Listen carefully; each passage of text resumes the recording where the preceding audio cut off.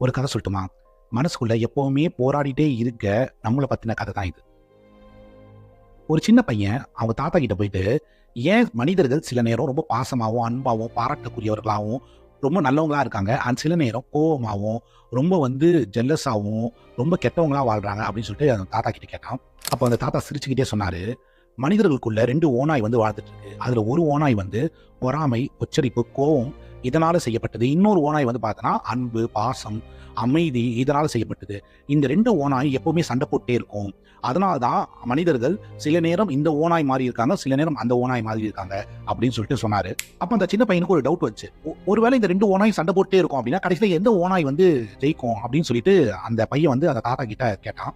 அப்ப அந்த தாத்தா சிரிச்சுக்கிட்டே, எந்த ஓநாய்க்கு நீ சாப்பாடு போடுறியோ அந்த ஓநாய் தான் கடைசியில ஜெயிக்கும் அப்படின்னு சொல்லிட்டு சிரிச்சுட்டே சிம்பிளா போயிட்டார். இந்த ஒரு லைன்ல நம்ம வாழ்க்கையை நமக்கு புரிஞ்சிருக்கும்.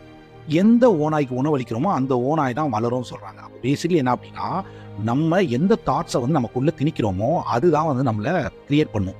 ஸோ பேசிக்கலி நம்ம எந்த அளவுக்கு பாசிட்டிவா இருக்கோமோ அந்த அளவுக்கு நம்ம லைஃபும் பாசிட்டிவா அமையும். புரிஞ்சிருக்கும் நம்புறேன். புரிஞ்சுதான் வீடியோக்கு மறக்காம லைக் போட்டுருங்க.